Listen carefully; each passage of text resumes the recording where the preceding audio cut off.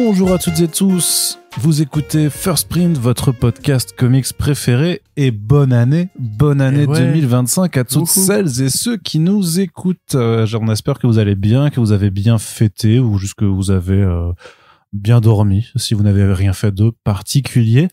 Et parce que en 2025, on va se retrouver avec First Print pour plein de podcasts, hein, vous le savez, on n'a pas l'intention d'arrêter de sitôt.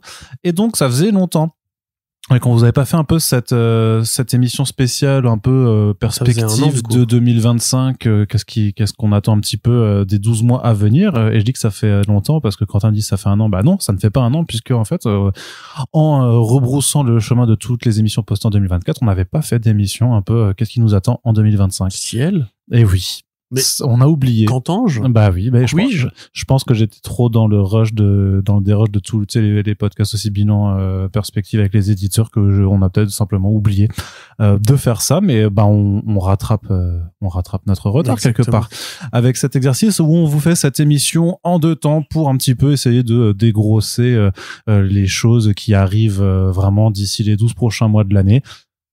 De faire un petit peu le point sur ce qui nous attend et ce qu'on attend peut-être aussi, sachant que bien entendu on a une vision qui est limitée par le fait que tout n'a pas encore été annoncé. Bien entendu on ne sait pas de facto ce que nous réserve la seconde partie de l'année, mais on peut déjà un peu se projeter, c'est là sur le début jusqu'au printemps, et certaines choses dont on sait qu'elles vont finir par arriver même si elles n'ont pas encore été annoncées. Donc on va démarrer nos attentes de 2025 avec cette émission du côté des comics, et puis on se retrouvera dans un second podcast pour faire le point un peu sur les écrans afin que vous puissiez choisir ce qui vous intéresse le plus. Et on espère bien entendu que ce seront les comics. Mais avant d'entamer cette émission, une petite réclame simplement ce début d'année pour vous dire que nous sommes très très très proches de notre objectif des 100% pour nos First Print Awards 2025. Là, à l'heure où j'enregistre, on est à 88% de notre objectif. Donc, on espère atteindre votre petit cœur et votre porte-monnaie pour vous inviter à participer à cette cagnotte qui nous permettra définitivement de voir l'organisation des First Print Awards 2025 sous les meilleurs auspices. On va se donner à fond là-dessus. Le lien est dans la description et on remercie déjà les 101 personnes qui ont participé. Et si jamais vous voulez simplement soutenir le podcast sur le long terme, on a notre cagnotte régulière qui est également ouverte. Ceci étant dit, avant peut-être de faire nos attentes 2025, Corentin, on se livre très peu à cet exercice. Qu'est-ce que tu retiens de 2024 ? Est-ce que tu as un bilan à faire calmement, se remémorer chaque instant, parler des histoires d'avant comme si on avait 50 ans. Mais encore connu des gens, je ne sais pas. Je pense qu'elle est connue, mais c'est vrai qu'on l'a fait souvent en plus. Le temps passe vraiment. Oui, voilà. Et beaucoup de choses ont changé. Oui. Qui auraient pu s'imaginer qu'on serait toujours assis dans ce canapé. Moi, je suis sur le petit fauteuil. C'est vrai, techniquement. Quelques temps. Techniquement. Il y a des choses qui changent. Qu'est-ce que je retiens en VO? Évidemment, l'événement qui a été le plus important cette année, ça a été le lancement de l'univers Absolute. Non pas parce que c'était une nouveauté, je veux dire, DC Comics nous a déjà fait le coup, hein, on en parlait avant que ça sorte, de relancer un peu au numéro 1 un nouvel univers qui serait parallèle ou même canonique. Je veux dire, c'est même toute l'histoire de DC c'est bâti là-dessus, avec le temps qui s'était passé entre la deuxième guerre mondiale et la reprise dans l'âge d'argent, avec des nouveaux personnages mais qui reprennent des concepts anciens comme le Green Lantern et Flash. Il y a eu la période Crisis, il y a eu Tangent, il y a eu même jusqu'à récemment les New 52, qui n'était pas une ligne parallèle, mais qui a fini par le devenir à mesure que les idées Crisis sont revenues dans le canon et qu'aujourd'hui, il y a une sorte de flottement. D'ailleurs, on pourrait faire une sorte de grand bilan des années 2020, ou fin 2010, début 2020 chez DC, pour s'apercevoir qu'en fait, il y a beaucoup de concepts de continuité cosmique qui ont été étentés et abandonnés. Du coup, c'est un peu dommage, mais actuellement, je pense qu'ils avaient besoin de se recentrer. Et moi, au global, je sais que je le dis régulièrement, je pense que c'est une ligne qui tient bien son cap. DC s'est bien repris. On aurait pu croire que ça allait être la catastrophe après les gros licenciements qui ont été commandés, après le départ de Dan Didio et l'abandon de certains projets qui avaient été laissés en jachère comme Generation 5, qui a fini par arriver, sous une forme ou une autre, mais qui a fini par se traduire.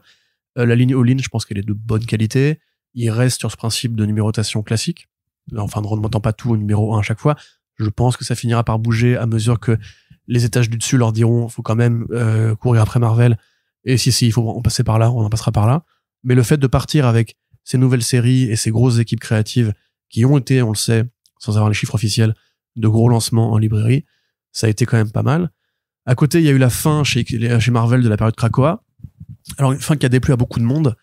Moi, je suis moins critique. Bon, je peux pas encore vous la spoiler, mais je suis moins critique de ce qui s'est passé concrètement, parce qu'à mon sens, il n'y avait pas d'autre manière, en fait, de mettre la poussière sous le tapis. Et c'est toujours un peu triste quand on se dit, justement, et c'est un avis que beaucoup d'auditeurs qui commentent les podcasts nous ont partagé, c'est que moi, le premier, j'aurais préféré que Krakoa s'installe vraiment et qu'on admette, en fait, qu'on peut faire une période qui dure très longtemps et que le statu quo peut vraiment évoluer. Après, ça, je trouve que durer 5 ans, c'est déjà assez exceptionnel compte tenu des mécaniques de fonctionnement du mainstream. Mais la façon dont ça a été bazardé, c'est là que je peux comprendre la frustration.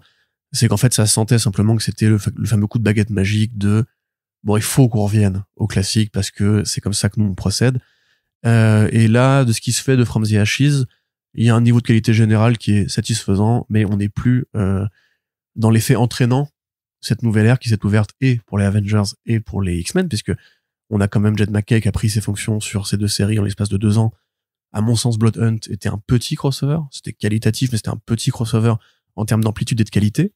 Là, on arrive avec le bilan, justement, sur une nouvelle période qui s'ouvre vraiment, la période One World Under Doom, et qui promet de ramener, en fait, Marvel à cette façon de faire un peu artisanale, d'avoir vraiment un événement qui dirige le canon. On s'en rend compte, Spider-Man, c'est quand même pas du tout négligeable, est impacté. Donc la plus grosse série chez Marvel est impactée par le canon actuel. Donc on peut espérer que ce statu quo-là, justement, va remettre un petit peu en lumière l'idée que on peut avoir ce fonctionnement, entre guillemets, attention, je vais énerver des gens, à la DC, d'avoir encore des crises qui vraiment ont des conséquences, d'avoir des événements qui vraiment prennent la ligne en global. Et on va me répondre que même chez DC, Superman et Batman n'étaient pas tout le temps impactés par les crossovers, et c'est vrai, évidemment. Mais là, quand on voit ce qui s'est fait depuis que Mark Waid est arrivé, ça a pareil repris du poil de la bête et tout. Donc, un mainstream qui est plutôt en forme, à mon sens, même si, encore une fois... Ou qui se relève peut-être. Qui se relève sur des traditions qu'on avait perdues et qui, de mon point de vue, recommence à prendre de l'adhérence. Ceci étant, ça n'impacte pas que les mauvaises idées sont encore là. Il y en a beaucoup.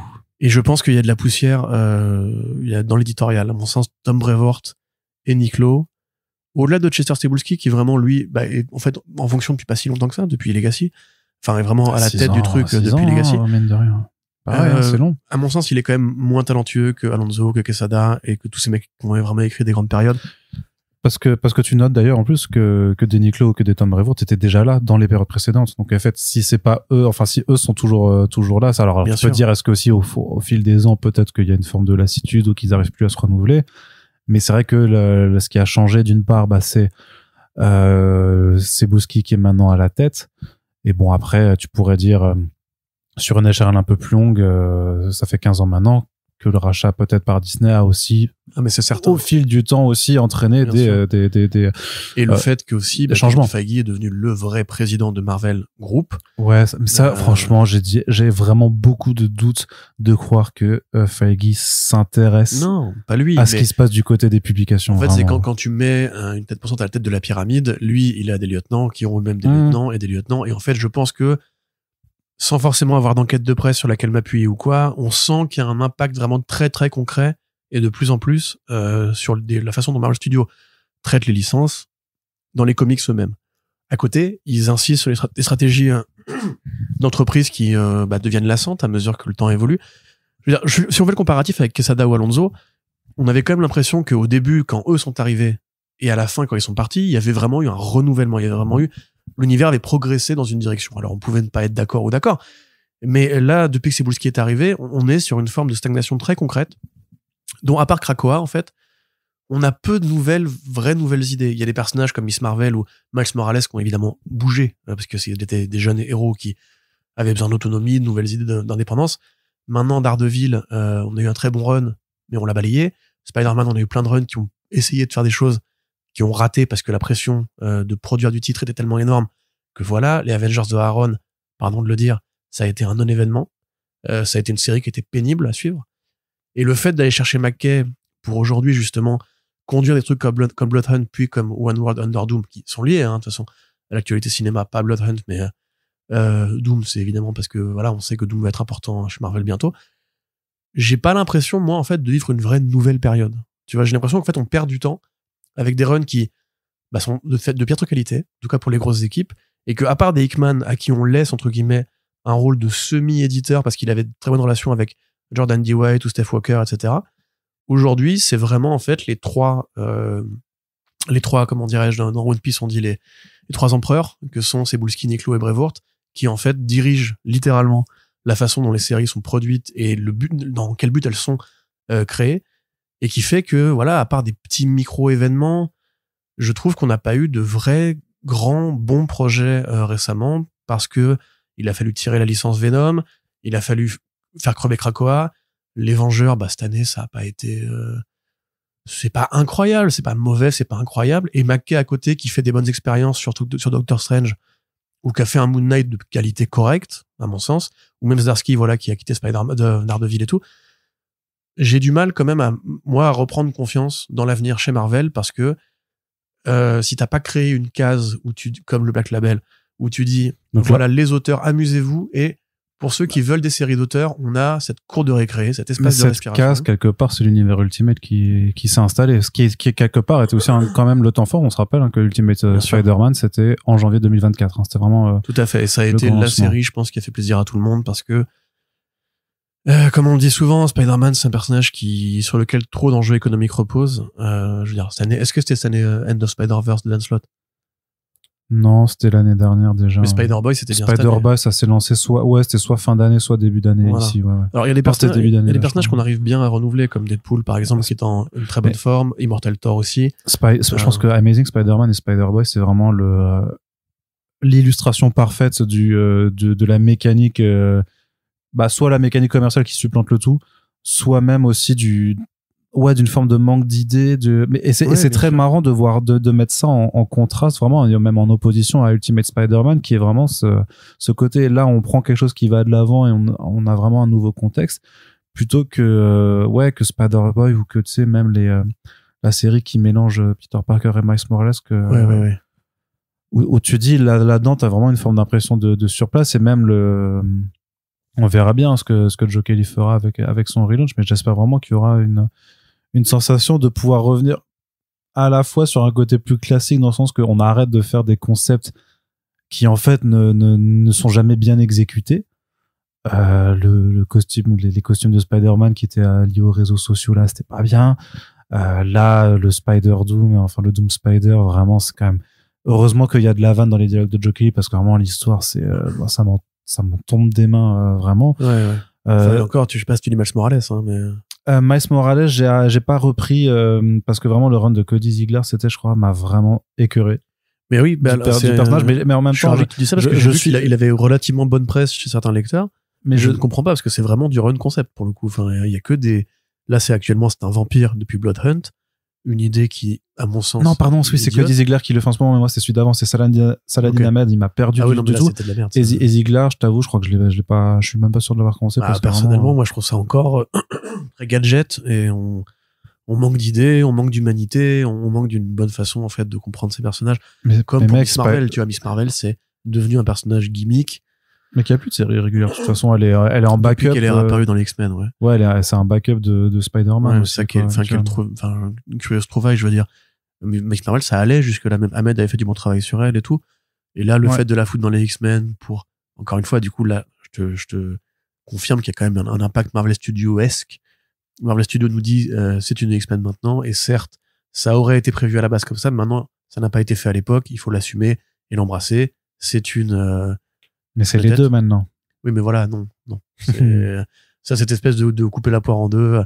Et du coup, voilà, à mon sens, en fait, Marvel reste quand même dans cette espèce de stagnation où on sent qu'il y a un impératif marketing, un impératif commercial. C'est aussi le cas chez DC. Parce que oui, pas tout le monde pourra te rétorquer que, mais autant Marvel appartient à Disney, mais DC appartient à Warner Bros. Discovery. Donc quelque part, mais c'est ça l'interrogation, c'est qu'est-ce qui fait que pourtant, à l'éditorial, on ressent moins ces manœuvres de façon aussi appuyée. Après, parce que peut-être que justement, pour l'instant, DC, alors heureusement ou malheureusement, en fait, est dans une période où ils n'ont pas d'agenda très fort sur le ciné, qu'ils n'ont jamais eu l'occasion de vraiment. Alors, il y avait des titres qui sortent un petit peu, tu vois, pour accompagner les films. Il y a vraiment pas il y avait rien qui légitimait de vouloir pousser à fond un personnage par rapport à ce qu'il allait être sur grand écran. Je pense avec Superman et avec le reste maintenant du DCU, ça risque forcément de changer un peu. Je pense que c'est juste lié à une période d'adaptation. C'est-à-dire que DC appartient à Turner, donc à Warner Bros. Depuis beaucoup, beaucoup plus longtemps. Ça fait bien 50, 60 ans, un truc comme ça. Disney, leur prise de pouvoir est arrivée à la fin des années 2000 et on a mis du temps à ressentir qu'il y avait réellement un impact. D'ailleurs, c'est un peu là que ça a commencé justement à chercher de nouvelles façons de faire. Je veux dire, les premières années avec les All New, etc., au contraire, c'était que des nouvelles idées. Parce qu'il y avait une sorte de laboratoire de test de « Ok, qu'est-ce qu'on peut faire de ces personnages-là maintenant qu'ils ont cet âge-là ?» C'est après, depuis Legacy, qu'on revient à une forme de classicisme et de vouloir à tout prix cracher du numéro Spider-Man, du numéro Avengers. Et à côté de ça, que dès qu'un personnage s'éloigne trop du canon, il revient vite à la maison. Et depuis... Je sais pas à quoi c'est lié, mais il y a aussi un côté DC fidélise peut-être un peu plus des Ram V, des Tom King, des Tom Taylor, des plumes en fait que tu peux faire revenir soit pour des séries, soit pour des projets d'auteurs concept comme les Elseworlds, comme les Deceased, etc., qui tirent la ligne vers le haut. Parce que si un Tom Taylor il est content de faire son Deceased, à côté tu le mets sur un Nightwing, et là du coup il a les moyens de s'éclater parce qu'il a toute la confiance de l'éditorial. Et il te fait l'une des meilleures séries de ces dernières années en super-héros. Faudra d'ailleurs même s'intéresser à ce genre de questions pour lesquelles on n'aura pas de réponse immédiate parce que ça, c'est des choses qui se discutent pas, mais il y avait des choses qui étaient passées aussi récemment sur les prix à la page, en fait, de Marvel et de DC, et qu'apparemment, ceux de Marvel, c'était devenu scandaleux, quoi, vraiment. Et ce qui pourrait expliquer aussi que, justement, les plumes les plus fortes ou même les artistes les plus forts, quand ils doivent choisir entre les deux, bah, en fait, à quelques exceptions près, ils vont aller parce que je pense que Marvel met des ronds pour Peach Momoko par exemple. Bah voilà, à quelques exceptions près en fait, c'est plus DC qui les intéresse. Et après, tu sais, c'est ça on l'a déjà dit aussi, c'est parce que DC a la position de l'underdog en fait. Donc il y a plus en fait, ils peuvent se permettre s'autoriser plus de choses aussi parce qu'ils sont pas les premiers. Ils ont pas cette première place à conserver absolument. Bien sûr. Et cette première place en termes de volume de vente aussi. Et puis il y a des trucs qui sont pas inintéressants, genre Action Comics, on avait refait une anthologie. Bon, c'est pas du coup cette année, mais on avait refait un truc où après il y avait le programme All Star qui s'était lancé en 2024 avec vraiment le fait de changer d'équipe créative tous les 3 mois. C'est ça, ce qui est plutôt intéressant, le fait que là ce genre de série comme Action est devenu un repère où tu mets plusieurs projets, enfin plusieurs équipes créatives à l'intérieur. Le Black Label, bon là on a moins de nouveautés cette année, mais ça a fait beaucoup de bien. Mais il y en a toujours un peu quand même. Ça a fait beaucoup de bien, et même tu vois des expériences qui ont été menées comme le Swamp Thing de Ram V et la Poison Ivy de J. Willow Wilson. C'est des trucs qui, voilà, en fait, ont pris. Le lectorat était curieux de voir ce personnage-là avec ces directives originales-là, et du coup, bah, ça a été renouvelé pour. Enfin, tu vois, c'est peut-être plus de variété, parce que évidemment, en termes de, si on fait un bilan, il y a toujours plus de projets qui sont passables / mauvais par rapport aux très bons projets. Mais à mon avis, c'est notre job d'essayer d'ailleurs d'aiguiller. Voilà, parce qu'on se plaint de Spider-Man, on pourrait aussi dire du mal de Batman. Pour moi, depuis de Chip Zdarsky, enfin déjà depuis la fin de Tom King, oui, je veux dire, Tiger fin... Force on n'est pas bien sorti, Jiménez il a fait rien de spécial, et là effectivement Zdarsky c'était une mauvaise idée. Je suis content de le dire que je l'ai dit depuis le départ quand même, parce que moi The Knight je trouvais ça déjà imbuvable. Même tu vois, un Snyder il est encore là, il est encore en poste, il est encore fidèle, et quand il faut revenir il revient. Enfin, il revient pour faire autre chose, mais oui, mais il revient, tu vois, c'est intéressant de voir comment DC justement a réussi à fidéliser ces mecs là. Alors que Marvel, j'ai l'impression, même tu vois, un Cantwell qui vient pour faire son Plastic Man, tu vois, c'est parier sur l'avenir, entre guillemets, parce que Marvel le fait avec les artistes, comme Momoko ou Daniel Bryan Johnson, quoique il a fait du DC aussi, 2 fois, mais j'ai l'impression quand même qu'il y a plus ce côté, pas laboratoire, mais un peu plus, bon, on va retirer une des roues du vélo, alors que chez Marvel, c'est vraiment, non, c'est l'éditeur qui te surveille quand tu conduis ton vélo, tu vois, avec tes petites roues, pour l'allégorie, tu me diras. Mais ouais, je suis pas sûr que c'est parental, tu vois, il faut être un père pour comprendre. Moi, comme mes chats font du vélo, donc j'allais dire parce que je crois que notre rapport à la parentalité est le même quand même. Mais tu vois, enfin, il y a un côté plus, on lâche plus la bride aux mecs aux mecs ou aux meufs pour qu'ils tentent des choses, et même pareil, le retour de Vertigo, c'est un indicateur. Oui, mais voilà, j'y ai jamais pensé. C'est aussi le côté, bah nous, on est prêt à repartir vers de l'indé en creator. Enfin, c'est historique. Le mainstream, à part les premières années de Vertigo, où justement il y avait un flou juridique qu'on connaît aujourd'hui, le mainstream, ça a jamais été ça. Enfin, je veux dire, l'idée du mainstream, c'est de faire du mainstream. C'est que la boîte garde les propriétés intellectuelles en cas d'adaptation, etc. Et c'est le problème qu'a eu Vertigo avec la fidélisation de ses auteurs quand Image est apparu et tout. Là, ils se disent le monde a changé. Quand ils ont développé leur modèle. Voilà, là, ils se disent le monde a changé. Non seulement on fait des créations d'auteurs avec nos personnages, mais si effectivement on peut les garder à demeure, on fait un contrat, je pense que c'est ça l'idée. On fait un contrat global en mode, écoute, tu nous fais du Batman ce mois-ci, Et si t'as une idée originale, comme Williamson avec les Rogues, par exemple, on a une autre case, comme remarque pareil, c'était Frostbite qu'il avait fait chez Vertigo, je crois. Ouais. On a une case où là, pour le coup, tu gardes tes profits, donc t'as pas besoin d'aller chez Image, chez Dark Horse, chez Hoy et compagnie. Et ça, aujourd'hui, c'est un move qui est ultra intelligent. Il faudra voir ce que ça donne. Surtout que Vertigo a l'assise Warner derrière, et donc dans le contrat, même si c'est du creator owned, j'imagine qu'il y a certainement des modalités. On a des gens qui seront là pour dépêcher tes œuvres en adaptation. Donc tu gardes tout. Tu gardes tout, il y a un arrangement, tu vois, parce que t'es libre d'aller dépêcher où tu veux si toi-même tu veux gérer le truc, mais en tout cas, on a une team qui peut aller s'occuper de ça pour toi, quoi. Tout à fait. Après, sur l'indé, rien à dire, il y a toujours eu des grands trucs et des trucs un peu moins bien. J'ai pas vu de gros noms qui soient particulièrement dégagés, sortis du lot, qui auraient été vraiment inédits, à part, Patrick Horvath, ou même Chris Condon, qui fait toujours du bon travail. J'attendais, ce serait un truc que je voulais mettre dans le programme pour l'année suivante, mais j'attendais, moi, par exemple, le roman graphique Megalopolis de Jacob Phillips, parce que c'est un mec sur lequel je fonde de bons espoirs, en termes de dessin et en termes de scénario aussi. Ceux qui s'étaient déjà lancés, justement, comme aide-moi, Arca, Jesse Lonergan, voilà, sont toujours là.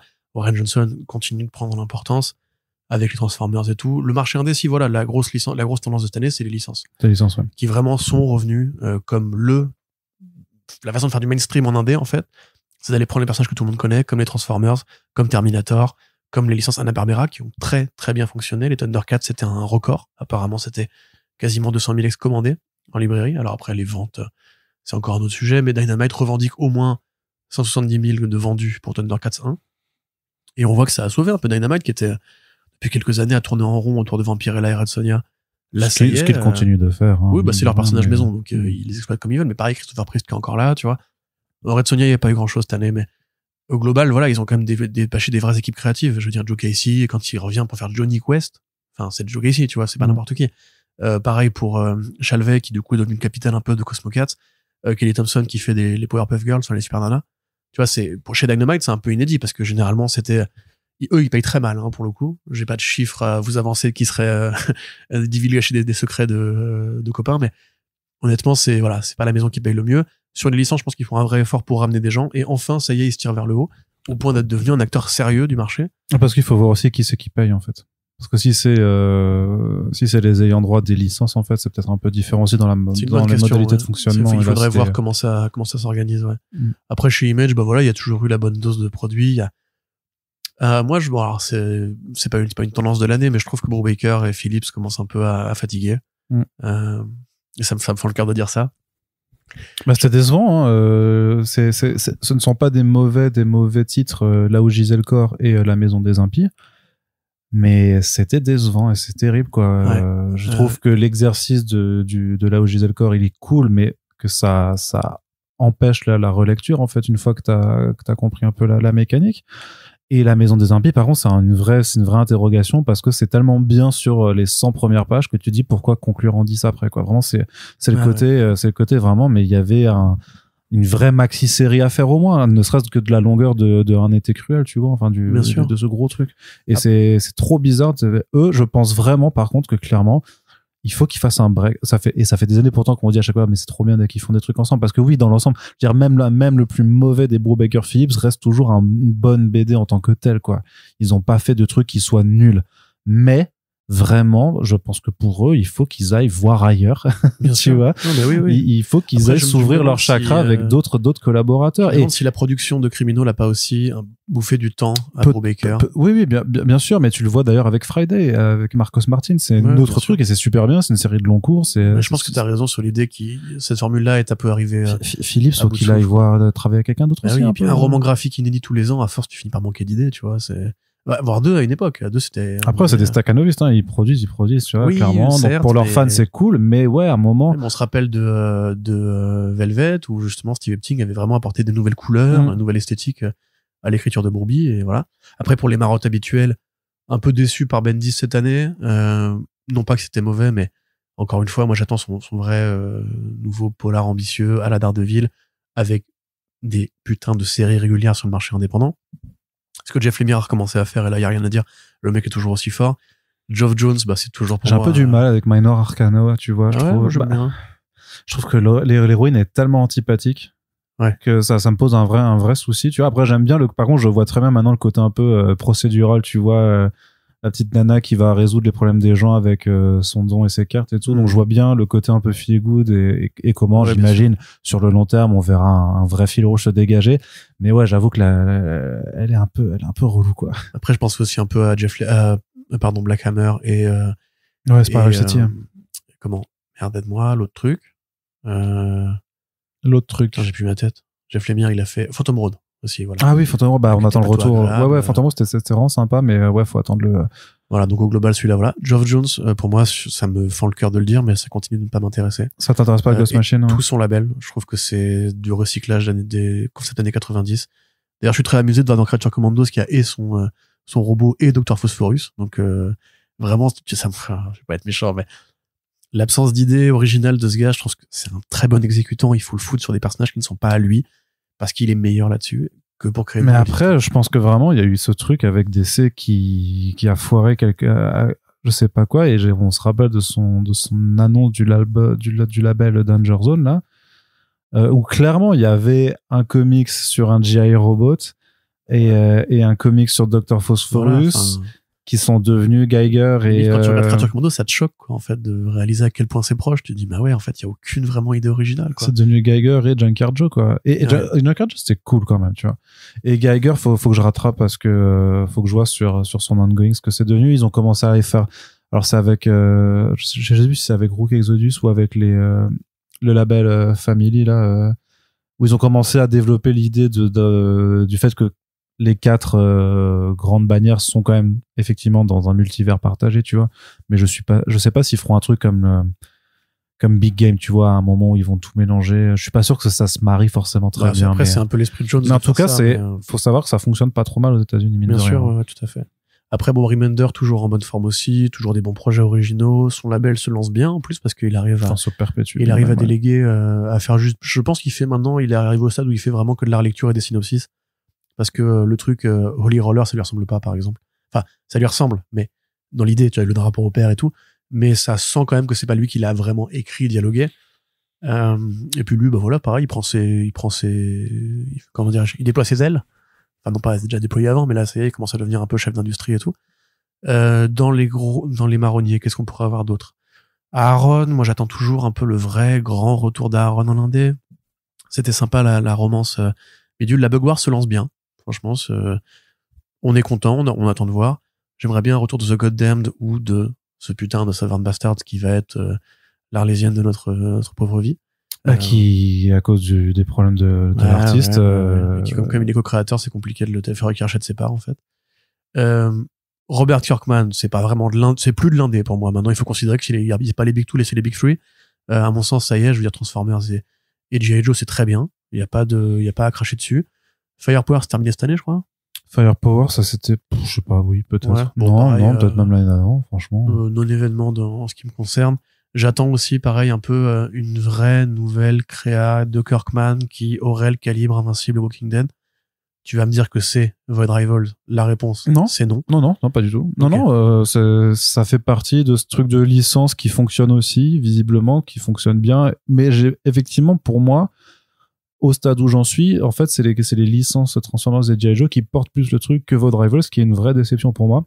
Ouais, on est d'accord. D'où mon incompréhension, d'ailleurs, de le voir parmi les nommés du FIBD, parce que je pense que Transformers l'aurait pu se mériter tant qu'à faire, vraiment, tu vois. Donc ouais, mais j'ai beaucoup de mal et connaissant même ce dont est capable De Felice, je trouve ça, ouais, c'est bizarre. Ça, ouais, non, on est assez d'accord. Mais après, par contre, la construction de comment tout a été pensé, ça a été hyper bien. Franchement, ils l'ont trop bien branlé. Donc c'est quand même un mec qui a toujours une vision une vraie vision de chef d'orchestre et de scénariste / éditeur même sur l'ensemble du truc. Donc ça, faut lui reconnaître. Mais c'est marrant de se dire qu'au final, il est sur le titre, pourtant le premier titre, le titre locomotive techniquement, mais qui n'est pas encore aussi rutilante qu'elle pourrait l'être. Mais cela dit, un changement d'artiste peut-être pourrait venir aussi si Lorenzo est ce qui va pas non plus rester. Ce qui m'interroge vraiment, c'est vraiment combien de temps ça va durer en fait, cette Energon d'ailleurs Universe. Ouais. Après, sinon moi sur mes prefs, Matt Kint n'était pas très actif cette année. C'est un peu dommage. Cantwell, toujours bien dans le cap. Franchement, génial, il se foire pas et tout, il y a rien à dire. Puis Shot, du coup, il a peu travaillé aussi, mais ce qu'il a fait, notamment le one shot sur les comics diversité un peu là, c'était super cool. Et j'aimerais bien qu'on le voit davantage, ce mec-là, parce qu'il a vraiment un vrai putain de talent. On le voit au FBD déjà. Oui, je voulais dire des projets à lui. Je sais. Patatoon. Je suis premier degré. Pareil, Brian Kevon, c'est bien, hein, Saga, y a pas de souci, mais à une époque, il arrive à faire Saga et Private Eye à côté, ou Barrier et tout. Même Marcos Martin, il a fini Friday cette année. Certes, mais Marcus Martin, c'est un artiste dont on a besoin dans l'industrie parce que déjà c'est un révolutionnaire et aussi, au niveau, je veux dire, du mode de distribution, et aussi parce que il peut travailler avec tout le monde. Je veux dire, il a que des potes, tout le monde l'adore, tout le monde l'admire.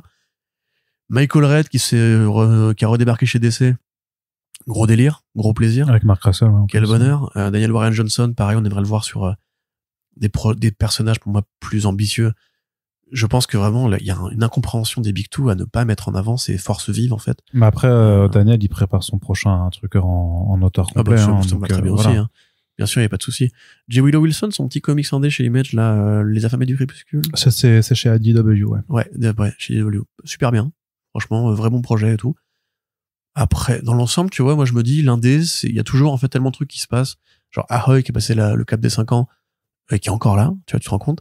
Bon, TKO, ça a servi à faire Mobilis, hein, mais à part ça, il y a plus grand chose. TKO, ouais, ça fait plus grand chose, effectivement. Et chez Image, voilà, il y a eu tout le lancement de labels, comme Dean Circle, ou tous les labels d'auteurs dont tu viens de parler, qui permettent un peu de redynamiser les trucs. Grosse déception personnelle, Syzygy. Je parlais tout à l'heure de Megalopolis, Syzygy, il y a rien. Genre, il y a eu un vrai projet de mini-série dans l'année. Dans l'ensemble, sinon, c'est quasiment que des one-shots. Et je dis pas, parce que les one-shots d'horreur se vendent bien. En tout cas, tout le monde en fait, donc ça se vend bien.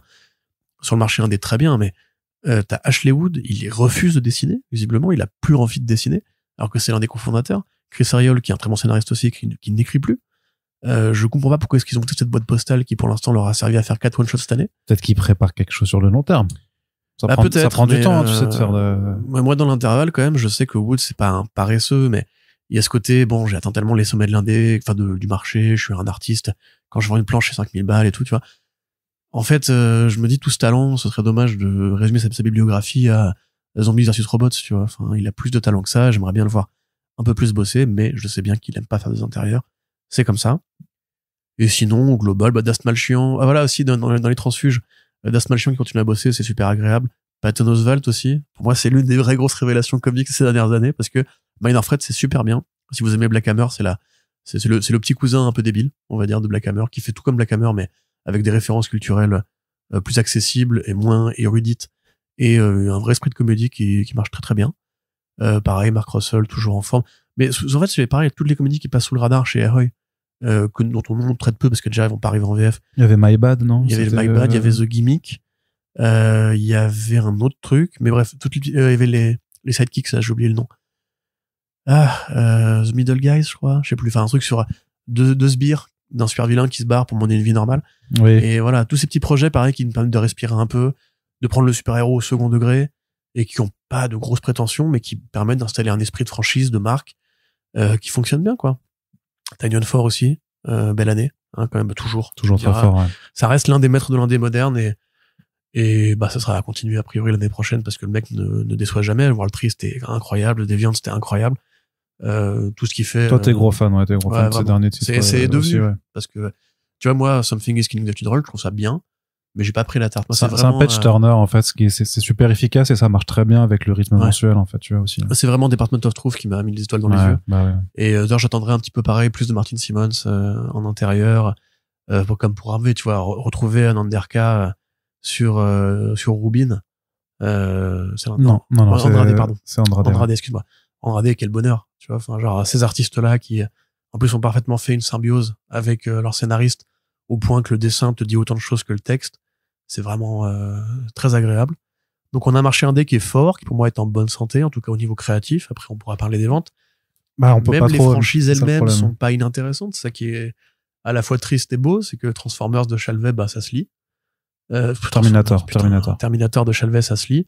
Transformers, c'est très bien. G.I. Joe, c'est très bien. Bon, moi, j'avoue, je m'en bats les couilles des Thundercats, donc j'ai lu d'un œil un peu distrait, on va dire. Mais au global, si ça continue comme ça et que... Enfin, du coup, la petite nuance à apporter, c'est que je trouve les comics Alien et Predator affreux. Et on va encore dire que je suis anti-Marvel, ce n'est pas le cas, mais je pense que Predator contre Wolverine, je m'en fous, mais il y a d'une violence, il y a pas de mots dans le dictionnaire pour décrire à quel point je m'en bats les couilles. Et annoncer ensuite Spider-Man contre Predator. Black Panther d'abord. Hein, oui, mais ça, on va pas en parler.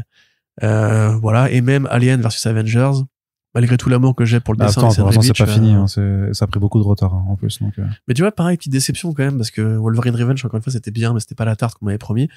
Et Alien Avengers, enfin, tu vois, le Hickman de 2024, j'attends. C'est du Hickman en récréatif, et donc tu vois que aussi, quand il se prend pas la tête de ouf, c'est récréatif, quoi. Vraiment, faut se dire aussi que parfois t'as juste envie de faire un petit truc sympa. Je veux dire, pas forcément un truc. Mais après, c'est vrai que après, j'ai pas fini encore Avengers vs Alien, mais comme dit, je crois, il me semble que c'est pas complètement terminé en VO, mais c'est vrai que j'aurais bien aimé un truc vraiment très rentre dedans à la Grizzly Shark, en fait, tu vois, un truc full, pareil pour Revenge, un truc vraiment full débile, full gratos, et on s'en fout parce que de toute façon, c'est une histoire qui est censée pouvoir s'apprécier comme ça, où vraiment tu lâches tous les potards, quoi. Et j'aimerais vraiment bien. Il aurait fallu un Scott Snyder pour ça, tu vois. Et c'est là on tourne en rond, mais ce côté, pourquoi il n'y a pas de retour de Max chez Marvel, ou d'un Marvel Knights qui dirait pas son nom, je sais pas, c'est trop bizarre qu'ils ne fassent pas ça. À la place de ça, ils font les faux trucs Red Band, où une fois sur deux, en plus, c'est juste une variante avec des pages en plus qu'on te vend $1 plus cher, qui n'a aucun intérêt, que ce soit en VO comme en VF, et en plus les modalités d'édition font que personne n'est content. La série qui est Red Band native, là, Werewolf by Night, par exemple, j'avais lu le premier numéro, j'ai pas compris pourquoi Red Band c'est moins sanglant que même un Predator versus Aliens, en fait, ou qu'un Blood Hunt version normale.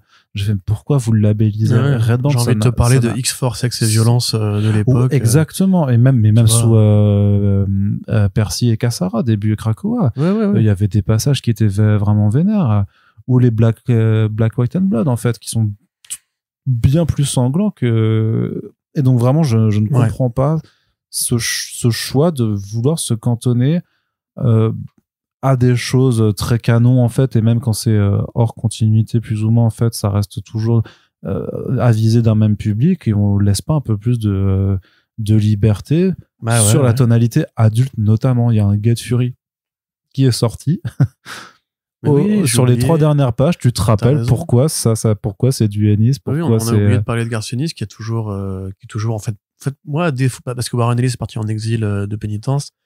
Alan Moore a quitté l'industrie, Grant Morrison s'en bat carrément les steaks. Alan Moore est revenu très enfant avec son premier roman, tout à fait, qui bien est sûr, super accessible et vraiment comics, super chouette à lire. Cette génération d'auteurs du Royaume-Uni qui ont révolutionné l'industrie.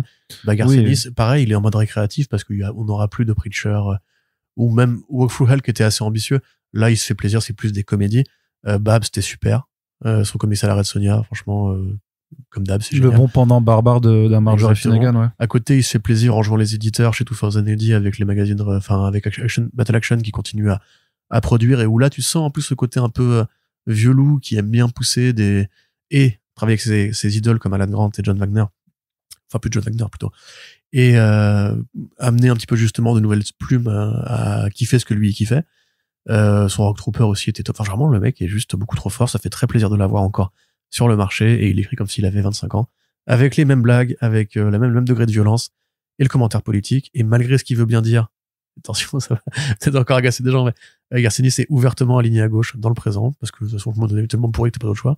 T'as une vidéo de Bolshevik sur The Boys aussi, tu sais, qui fait un préambule sur la BD aussi, et qui dit, mais en fait, les gars, des comics à la série télé, ça a toujours été une série, une œuvre de gauche, quand même, dans les grandes lignes, qui peut avoir ses torts aussi, quand même, tu vois, mais qui a quand même été globalement de gauche. Tu sais comment il est, lui, il s'en défend, parce que il veut pas choisir un camp, il trouve qu'il y a aussi beaucoup de défauts chez les gens de gauche qui sont prêchi-prêcha. Ah oui, mais il y a des défauts, bien sûr. Des défauts de posture morale et des choses comme ça, voilà. Mais du coup, global, toujours le patron, à mon sens, et ça risque pas de changer pour tout de suite.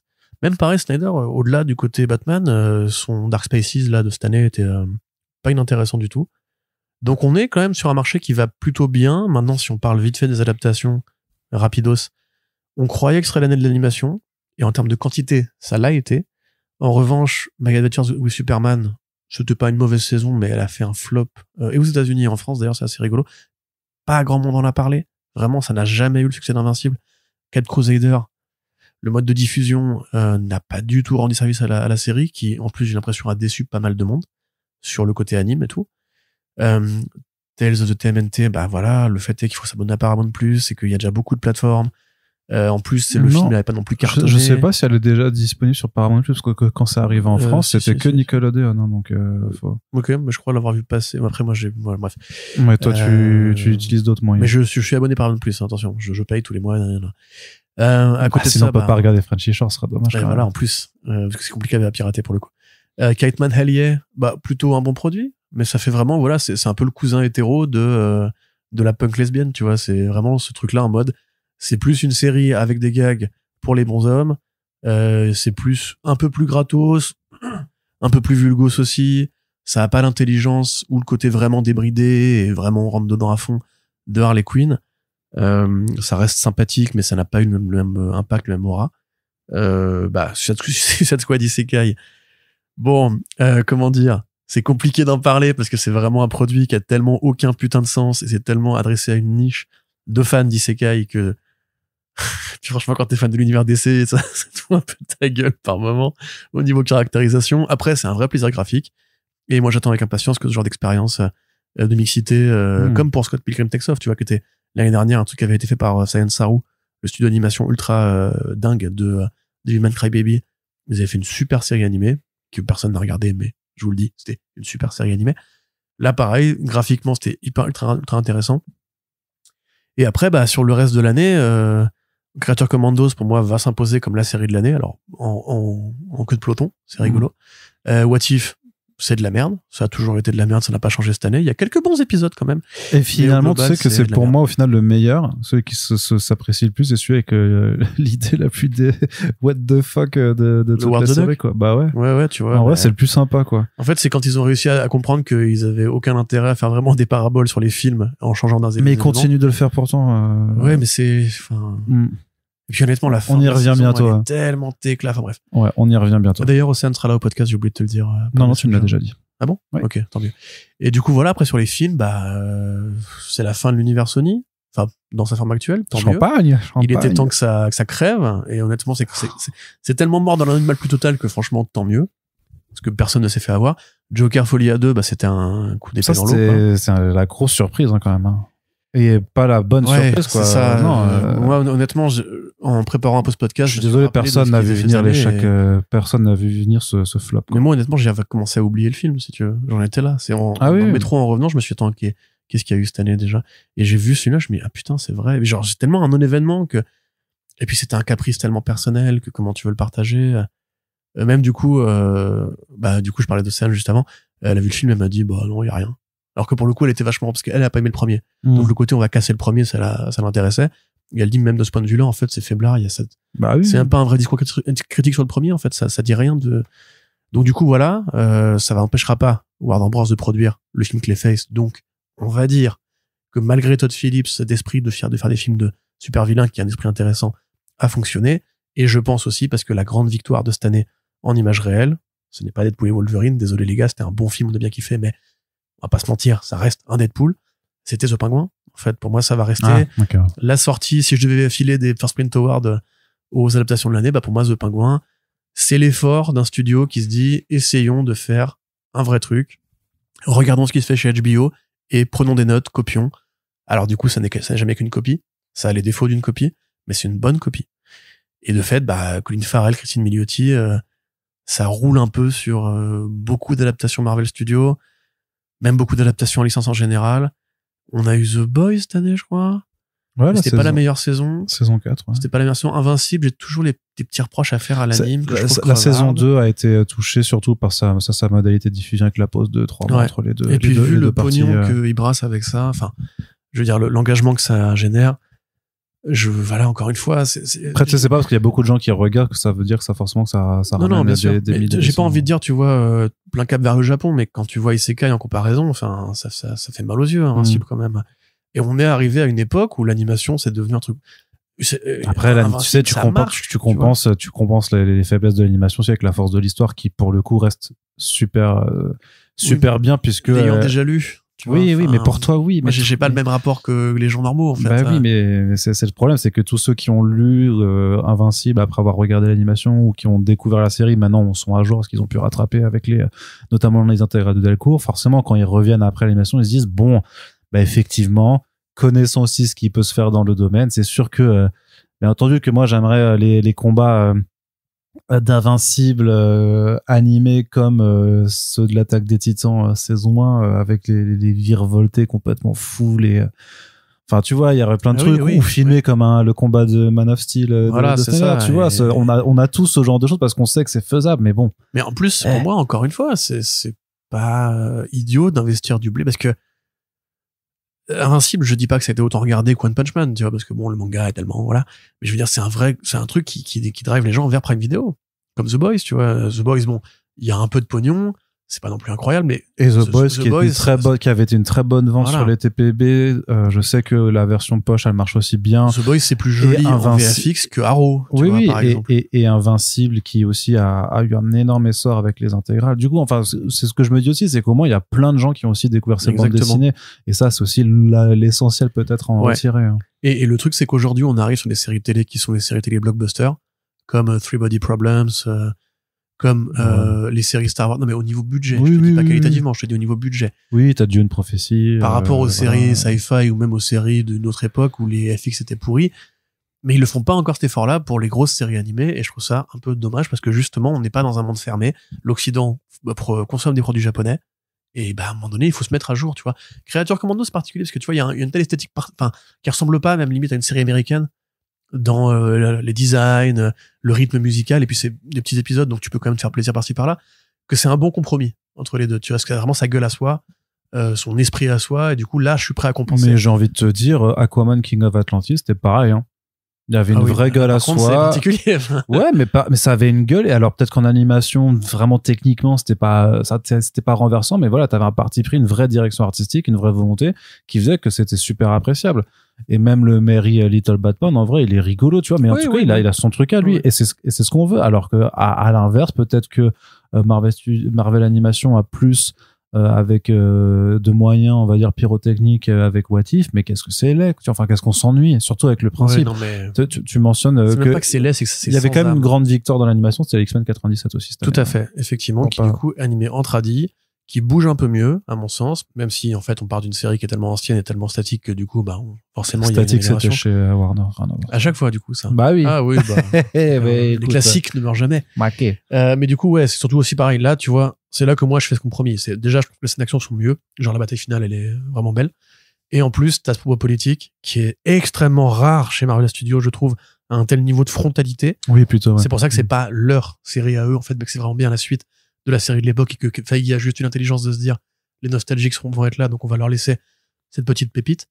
Et même je trouve ça un peu encourageant pour ce qu'ils pourraient faire des X-Men en s'inspirant du succès de 97 à long terme. En plus il y aura des choses à dire d'ici là, hein, parce que si ça sort bien en 2027, Trump sera encore président, tu vois. Donc une année bizarre en termes d'adaptation. C'est pas l'année de transition qu'on pensait, parce que pour moi en fait c'était plus une année de jachère, en mode on réfléchit. Après la grève, il y a eu des vrais changements de politique interne chez Marvel, et je pense qu'encore une fois elle a profité à un produit comme The Penguin, parce que vraiment il y a pour moi un esprit vraiment bicéphale à l'intérieur, et elle a quand même, si c'est pas assez que c'est pas une année de transition, c'est que ce n'est pas une année de transition, c'est qu'elle a confirmé un truc qui est que il faut faire du neuf avec du vieux, avec Deadpool et Wolverine qui restera le gros succès de cette année, et que ça n'a pas forcément donné tort à Kevin Feige au moment de ramener, excellente blague Arnaud, je la fais avant qu'il le fasse parce que voilà, j'ai juste souri, de ramener Robert Downey Jr. et de prévoir un gros barnum de nostalgie pour Secret Wars. Très, c'est sûr. Non, mais il y avait quand même pas mal de choses. J'aurais presque envie de couper, tu vois, pour dire, en fait, parce qu'en fait, le bilan a duré 50 minutes, mine de rien, donc ça pourrait même faire une émission en 3 parties, en fait. Allez, boum. Si ça te va, je sais pas comment on le fait, où est-ce qu'on... C'est toi le chef. C'est moi le chef, aussi, comme ça fait ouais, ça peut faire un truc sur 3 jours comme ça. Allez, c'est parti. Boum. Donc très bien. Bon, en fait, on vous a menti en ouverture de ce podcast. Il y aura pas les attentes de 2025, puisqu'en fait, c'était le gros chapitre préambule avec plutôt le bilan 2024. Mais justement, est-ce qu'on peut conclure ce bilan quand même avec aussi notre propre bilan personnel avec First Print, quoi? Est-ce que toi, parce que quand même, il y a eu des choses importantes en 2024 aussi du côté de First Print. Oui, et je pense pas forcément à un seul truc. J'ai pas que un seul truc non, mais qui auront un impact sur notre répartition du travail pour l'année prochaine, puisqu'on s'est bien rendu compte qu'organiser une cérémonie, c'est extrêmement chronophage, et même avec l'aide extrêmement précieuse de Bastos. De César, pardon, excusez-moi, j'appelle toujours Bastos, c'est une inside joke. Arnaud a été un peu pris par l'organisation de ce truc-là. Il a fallu qu'on réfléchisse à comment est-ce qu'on fait fonctionner le podcast et le site, à l'avenir. Moi, de mon côté, j'ai pas tenu la moindre promesse sur les thématiques. Qu'on faisait déjà en 2023. Voilà, donc à terme, c'est un running gag doux amer, quoi. Voilà. Mais il va y avoir des changements personnels dans ma vie aussi qui vont faire que j'aurai probablement plus de temps pour m'en occuper. Et le fait est aussi que trouver des idées, des gens qui soient compétents et motivés, genre, vous voulez faire, spoiler alert du coup, un podcast sur Kieran Gillen en indé, avec République, qui du coup m'a dit qu'il y a peut-être des gens plus compétents que lui. Et après, moi j'ai été attrapé par un truc tout personnel, petite parenthèse, mais ma boîte a coulé, ma boîte de travail alimentaire a coulé, ce qui a été une très longue période, parce que ça dure quand même 4 mois d'intense énervement, et qui a repoussé des projets. Là, je voulais faire un podcast sur le DCAU, qui finira par arriver, parce qu'il y a quand même des choses à dire, que c'est intemporel, et qu'on a les moyens de faire ça avec des copains. Maintenant, éventuellement, d'ailleurs, si vous avez des idées pour les thématiques, je suis à la pêche aux trucs qui soient faisables, hein, me dites pas genre toute l'histoire des comics et tout, parce que ce sera un peu trop compliqué, je peux pas faire un peu un cocopédia de 3 heures non plus. Mais en tout cas, ce sera pour moi un des trucs à faire dans l'année, parce que je suis un peu déçu que on n'en ait pas eu en fait vraiment sur les 12 derniers mois. Alors peut-être que tu peux considérer que celui sur j'essaie de réfléchir si on n'en avait pas fait cette année quand même un thématique, mais je suis pas, il me semble pas, hein. Je peux regarder, on a une catégorie sur le site qui permet, mais oui, vu que c'était moi je suis toujours dispo pour en faire, mais c'est vrai que c'est un truc où j'aimerais bien te laisser oui, bien sûr. Je préfère le lead de l'édito, en fait, tu vois. Quitte à même garder le rôle d'animateur en tant que tel pour donner la parole, mais juste que pour la programmation, en fait, te laisser ça pour un peu parce que je sais que c'est pas que moi ça ne me tient pas à cœur, mais en tout cas je sais que j'ai pas le temps en fait de tout. Oui, bien sûr. Dans l'idée aussi pareil de recruter de nouveaux lecteurs et des curieux. Je pense que comme Comics Blog avait fait ça à une époque, et ça fait beaucoup de bien aux gens qui voulaient s'intéresser au format sans forcément investir tout de suite de l'argent dans la BD. Je pense que c'est un truc qui pourrait nous aider, pas forcément que nous d'ailleurs, mais le marché en général. Après, pour le bilan de l'année, moi j'ai plutôt une bonne année sur First Print. J'étais plus présent aux interviews, donc j'étais content. On a fait quand même pas mal de beaux noms en plus dans l'année. Je pense qu'il faudra tirer aussi un enseignement. Là, du coup, ça ne concerne pas nos auditeurs préférés, mais de la profusion d'interviews, n'est-ce pas, Arnaud Kikou, et du temps de traduction que ça suscite. Mais non, mais ça, je te l'ai dit, les traductions systématiques, c'est un truc sur lequel je voulais qu'on le fasse là sur 2024. Et effectivement, par rapport à la profusion d'interviews qu'on a eu, en fait, c'est pas quelque chose qui est faisable. Donc, c'est une vraie réflexion, par contre, aussi sur effectivement, est-ce que moi, notamment de mon côté, est-ce que on va dire que la partie Super Friends, c'est moi qui la gère en majorité. C'est combien de temps j'y passe, en fait. Parce que moi, j'ai cette envie d'aller avec les artistes et les auteurs, autrices et dessinatrices aussi, de mettre en avant tous ces corps de métier, enfin de mettre en avant ces travaux et tout ça. Mais oui, pour tout ce qui est vraiment, et parce que First Print c'est un podcast de comics, pour tout ce qui est de la BD faite par des personnes qui ne parlent pas français, c'est une vraie interrogation de est-ce que ça sert à quelque chose de les faire, dans le sens est-ce que ça sert que j'y passe du temps pour les préparer, pour les enregistrer, les monter, les mettre en ligne. Est-ce que les gens les écoutent? Est-ce qu'en final c'est pas un contenu qu'on propose qui est vraiment trop limité, on va dire, en termes d'auditoire, parce que voilà, faut quand même être fluent, comme on dit en anglais, pour les écouter, parce que, et oui, le constat c'était que vouloir toutes les retranscrire, parce que faute de mieux, en fait, on peut pas faire, en fait, sauf si chacun des éditeurs nous mettait un billet pour qu'on prenne le temps, comme Urban l'a fait l'année dernière, comme 404 va le faire pour Emma Rios là en début d'année. Annonce, surprise. Il y aura de nouveau une émission à doubler avec la douce voix de Corentin. Mais voilà, sauf si tous les éditeurs le faisaient et ils n'ont pas les moyens de le faire, et je le comprends parfaitement, et techniquement avec nos travaux respectifs on n'aurait pas forcément le temps de le faire pour toutes les interviews non plus. Donc en fait même le fait d'aller retranscrire, enfin traduire et retranscrire les interviews, ça prend aussi un temps où là je sais que par contre les articles d'interviews écrites, c'est pas, hélas, c'est pas ce qui fait le plus de lus non plus.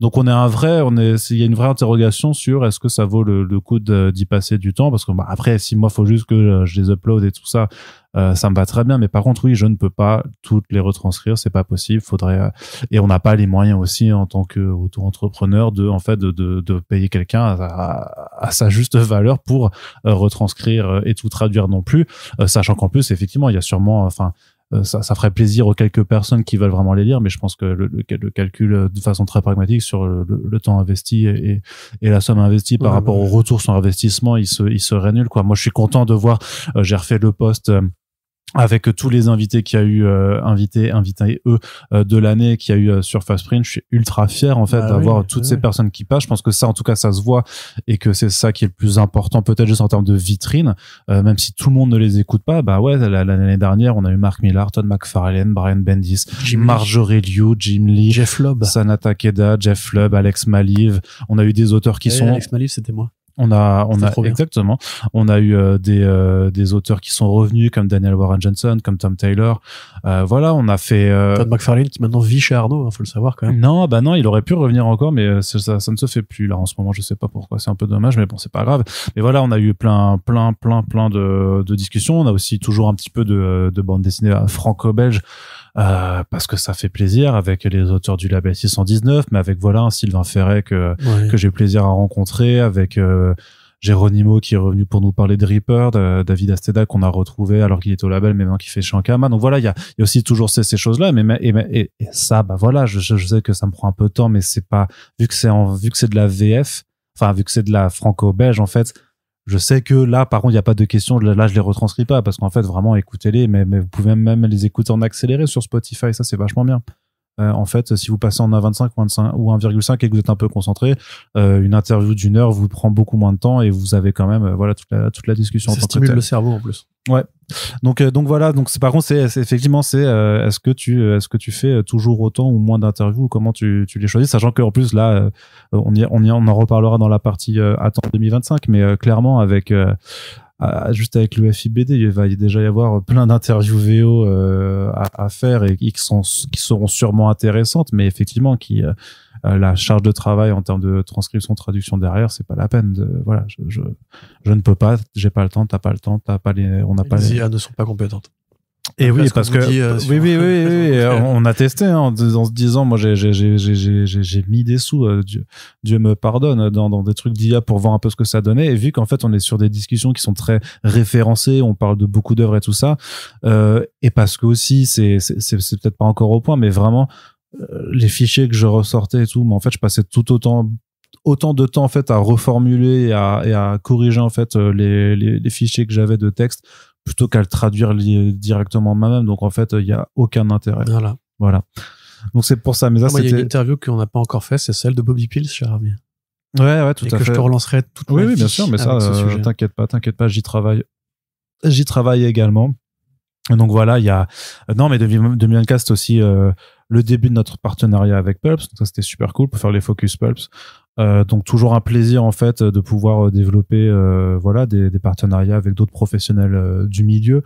Donc j'ai le plaisir de vous annoncer, et vous le savez si vous avez écouté le dernier front page, que c'est reparti pour 2025. On continue de travailler ensemble. Donc toujours un gros plaisir de faire ça, de pouvoir aller inviter à lire d'autres choses.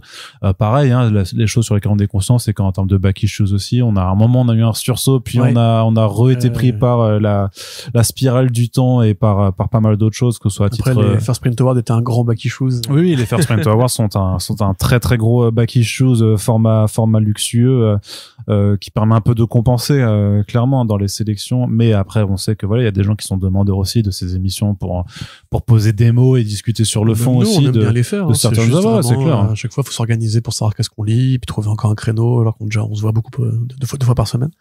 Mais on va régulariser ça. Oui, de façon plus de la même façon qu'à l'écrit, j'aimerais bien refaire plus d'écrits avec des notamment. C'est la première année où je fais plus de reviews que toi en plus. Ouais, peut-être, ouais, très certainement. Oui, c'est complètement le cas.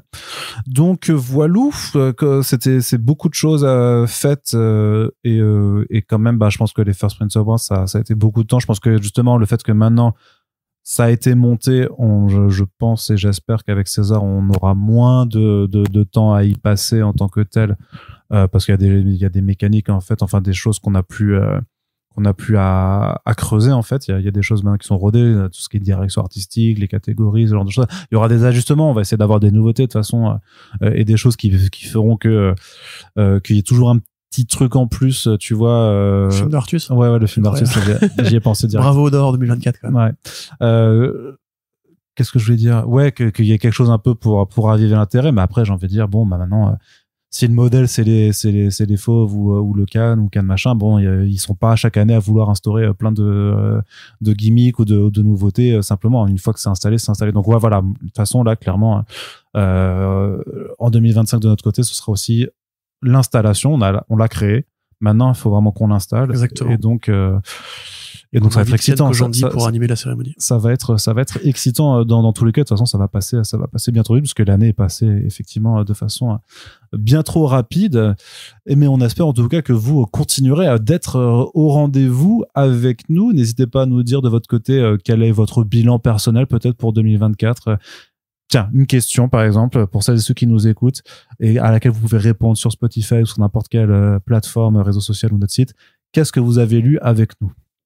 Qu'est-ce que vous avez découvert avec nous cette année, que ce soit en VO ou en VF? N'hésitez pas à nous le dire, c'est toujours un truc très cool. Nous, on aime bien. En fait, c'est pour ça qu'on fait ces podcasts aussi, simplement pour que des bandes dessinées atterrissent dans les mains des gens. Donc, n'hésitez pas à nous faire ça. On a déjà quelques indications, bien entendu, avec la grande enquête. Ça aussi, c'était un gros truc, même pour nous, en fait, de réussir à réunir tous vos commentaires. C'était le préambule des First Print Awards. Donc voilà, on sait qu'il y a quelques BT qu'on a pu vous faire découvrir, notamment aussi avec le prix du public, qui, je pense, reflète un peu ce que vous avez lu en nous écoutant. Mais n'hésitez pas à nous le dire, voilà, dans le bilan, en fait, qu'est-ce que vous retenez là-dessus. Et ma foi, on se retrouve donc, on vous fait une émission qui était en 2, mais qui sera finalement en 3 parties. On a fait le bilan de 2024 dans les grandes lignes. Et dans le prochain épisode, on va attaquer les attentes de 2025 avec les comics. Merci à toutes et tous de nous avoir écoutés et on se dit à tout de suite pour la suite de cette émission. Bye bye.